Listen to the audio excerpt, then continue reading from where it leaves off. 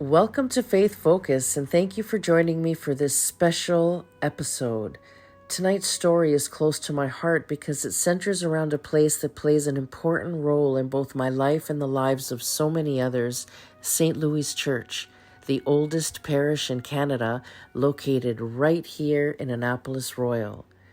As the bell ringer of this beautiful church, I have the privilege of being a small part of a long-standing tradition, one that stretches back centuries. And each time I pull that rope, I'm reminded of the history that echoes through those bells, the prayers of generations past, the joyous celebrations, and even the heartaches that have found solace within those sacred walls. It's a responsibility I cherish, knowing that these bells call people together, just as they have done for so many years. So tonight I want to take you on a journey into that past to tell the story of how this parish came to be and the remarkable people whose faith and dedication made it all possible. The story of St. Louis Church is not just a story about bricks and mortar, but about a community united in faith and led by an extraordinary priest. The story of St. Louis Church, a bedtime story of faith and perseverance. We go back in time to the small town of Annapolis Royal, nestled along the shores of Nova Scotia. Tonight's story is one of faith, endurance, and the devotion of a community who, under the guidance of a remarkable priest, built a church that would stand as a testament to their unwavering belief in something greater than themselves. Our tale begins with Reverend Father Thomas Grace, a humble man of deep devotion. Born on October 22nd, 1849 in St. John's, Newfoundland, little is known of his early life, but his destiny would be tied to the people of Annapolis Royal forever. His family moved to Halifax when he was still a young boy, and after completing his education, he entered the seminary in Montreal. On July 31st, 1872, Father Grace was ordained a priest in St. Patrick's Church in Halifax, where his journey into priesthood truly began. It wasn't long before Father Grace found himself assigned to the parish of Annapolis Royal. In 1876, he became the first official parish priest of St. Louis Church, a parish named not only for the church itself, but for the small missions surrounding it, Bridgetown, Bear River, and Digby. His time in this community would span a remarkable 38 years of his life, 2 periods marked by deep service, faith, and an unshakable commitment to the people he served. Now, the town of Annapolis Royal was steeped in history, a place where the scars of past conflicts and the expulsion of the Acadians lingered. St. Louis Church, at the time of Father Grace's arrival, was situated on George Street, its rectory standing about 50 yards from the church. Though the building was humble, its very existence symbolized a quiet yet profound resilience, especially for the Catholic community who had long called this land home. Now, Father Grace was no ordinary priest. He was said to have led a life of prayer and contemplation, devoting hours each day to reading and saying the rosary. So devout was he that he reportedly prayed the rosary 7 times a day. Imagine, if you will, this young priest, living in a time when life's comforts were few. The building had no electricity, no modern conveniences like a telephone. And yet Father Grace thrived in this simplicity, tending not only to his flock in Annapolis Royal, but to every surrounding mission, sometimes riding as far as 40 miles away to bring the sacraments to those in need. In the absence of modern transportation, Father Grace often traveled on horseback, braving bad roads and harsh weather to reach his parishioners. The winters were especially challenging, but Father Grace never hesitated to answer a sick call, always moving quietly, like St. Joseph, as one contemporary account noted. With him on these mercy missions, Father Grace often carried the Holy Eucharist, a small image of the child Jesus, and no doubt a great sense of duty and love for his community. Father Grace was known for his small stature and high-pitched voice, but his sermons were enlightening. He spoke slowly with great care, his words carrying the weight of his deep intellect and spiritual insight. He was a man who read a great deal and organized a parish library early in his tenure, encouraging parishioners to expand their knowledge and understanding of the world. His dedication to education was evident. By the time the new church was to be built, Father Grace had already served several years in Annapolis Royal.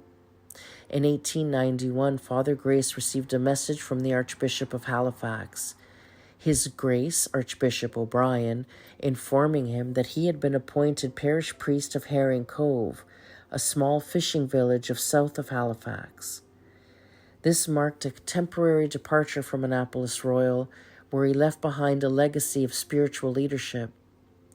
Father Grace was succeeded by Father William Doody, a tall, sturdy man with a powerful voice, who took charge of the parish in October of that year.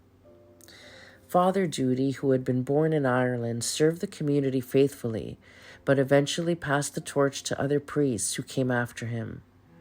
In 1896, Father Donald Summers succeeded Father Doody and served as parish priest until 1900, when Father Joseph Hayes took over, followed by Father James McKinnon. The parish witnessed several leadership changes during this time, but the need for a new church persisted. In late 1908, after a series of other assignments, Father Grace returned to Annapolis Royal. Now older and seasoned with years of service, Father Grace was resolved to bring to fruition a dream that had been long in the making, a new church to replace the aging St. Louis Church. The existing church, while loved, had grown old, and the parish needed a new space to gather, to worship, and to celebrate the holy sacrifice of the Mass. The first sod for the new church was turned on St. Patrick's Day in 1910, a day full of hope and significance for the Irish parishioners of Annapolis Royal. The church, which was to be erected on a new lot along St. George Street, was planned to seat 250 people, a grand undertaking for such a small parish. It would be no easy task to raise the funds and build the structure, especially in a time when revenues were low and laborers were few. Father Grace, however, had a plan. With faith as his guide, he set out to find the means to bring this house of God to completion. On Christmas Day, just before the construction was set to begin, the people of the parish surprised Father Grace with a gift of $100, a tremendous sum at the time.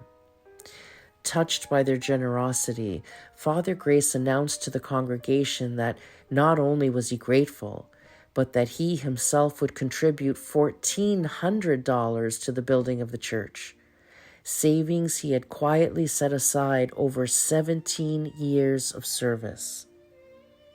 Construction moved quickly, thanks in large part to the dedication of local craftsmen. A.W. Allen and Son of Middleton served as the contractors, while John J. Murtry, the foreman of construction, oversaw the completion of the building. They worked diligently, adhering to the plans set forth by the architect, while local men like Mr. Whitman and George Spur lent their skilled hands to the plastering and masonry. As the walls of the new church began to rise, so did the excitement of the parishioners. Though the church was not yet fully finished, by Christmas Eve of 1910, Father Grace was granted permission by Archbishop McCarthy to offer holy sacrifice of the Mass for the first time within the new building. The people gathered in joy, filling the unfinished space with their hymns and prayers, as Father Grace once again stood before them, leading them in worship in this new sanctuary. In the years that followed, the church was completed, fully paid off, and finally consecrated in 1912. It stood as a symbol of what faith, determination, and community could achieve. People often asked Father Grace how he managed to raise $10,000 needed to build the church so quickly. And with a humble smile, he would say, "I did it with nickels and dimes." It was a testament to both the generosity of the people and Father Grace's deep commitment to his parish. Many years after the church's completion, people would look back and remember not only the building itself, but the people who had made it possible. One such person was Loftus M. Fortier, a parishioner and convert to the Catholic faith, who had been instrumental in helping Father Grace erect the new church. Fortier would later be remembered as one of the pioneers of Fort Anne Museum, where he helped preserve the relics of the past. His devotion to the church and to the community was marked by a bronze tablet he erected in 1915, commemorating the first baptism in the area. It is still in our foyer today, so you can see that. And actually, they even gave us the Stations of the Cross, and those Stations of the Cross are still in that church today. As we draw to a close, let us reflect on the story of St. Louis Church, a story not just about the construction of a building, but about the construction of faith. It's a story of perseverance, of community, and of the enduring love of a parish for their church and their priest. Father Grace's life was a testament to what can be achieved through quiet devotion, steady work, and a belief in something greater than ourselves. St. Louis Church still stands today, a beacon of faith in the heart of Nova Scotia, its walls echoing the prayers of those who came before, the dreams of those who built it, and the love that holds it all together. Faith Focus Podcast is my own personal passion project and is not professionally affiliated with St. Louis Church or Corpus Christi Parish. The views and stories shared here are based on my own reflections, historical research, and my absolute love for this community.